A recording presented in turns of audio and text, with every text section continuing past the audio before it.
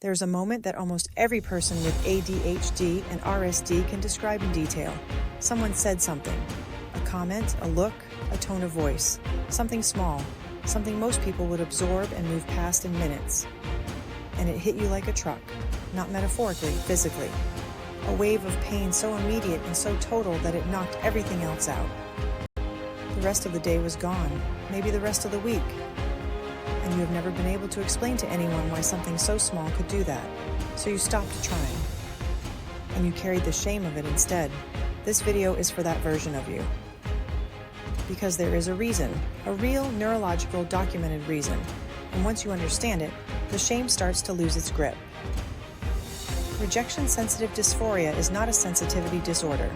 It is not a trauma response. It is not a personality weakness. It is a feature of the ADHD nervous system that causes emotional pain from rejection, real or perceived, to register at an intensity that is physiologically different from what most people experience. Here's the science behind it. The ADHD brain has structural and functional differences in the regions that regulate emotional response. The prefrontal cortex, which in neurotypical brains provides a moderating influence on emotional reactions, has less connectivity in the ADHD brain. The subcortical regions that generate emotional responses run hotter and faster. The result is an emotional system without its full set of brakes.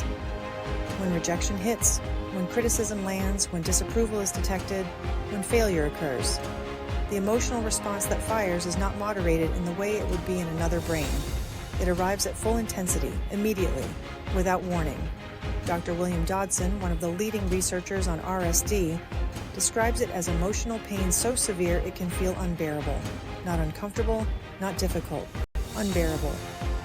And it lasts. Unlike neurotypical emotional responses that peak and then diminish, the RSD response can hold its intensity for hours, sometimes days. Now here's the part that most people miss.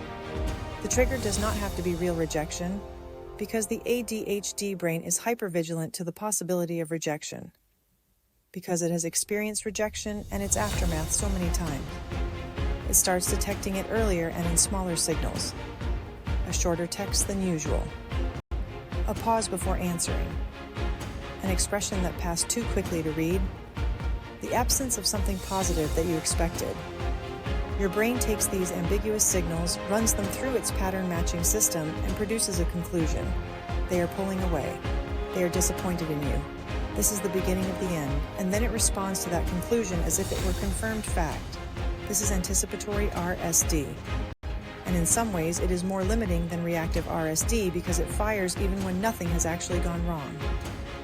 The anticipatory RSD brain starts avoiding situations where rejection might occur. It stops sharing creative work before the work is finished. It doesn't apply for things it wants because the potential rejection is worse than the definite loss of not trying. It holds back in relationships, keeping one foot out the door, maintaining distance as protection. It builds a life organized around the avoidance of pain. And the life that gets built is smaller than it should be. Here is what changes when you understand RSD at this level. You stop treating the reaction as the problem. The reaction is a symptom.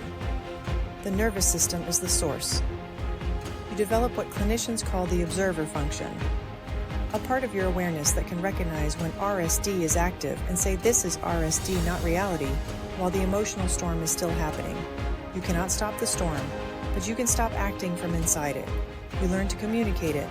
To the people in your life who matter, having the language for what is happening, and I'm in an RSD episode, this is not about you, I need some time, is a complete change from the behavior the people around you have been trying to interpret for years without context. And you learn self-compassion not as a soft concept, but as a neurological necessity. The shame that sits on top of RSD, the meta-pain of knowing your reaction is too big, is the second wound, and it is optional. The first wound you cannot always prevent. The second one you can learn to stop inflicting on yourself. Next, we pull back even further and look at the full picture. How ADHD, RSD, anxiety, and sleep deprivation create a system that feeds itself, a loop, and exactly where you can break it.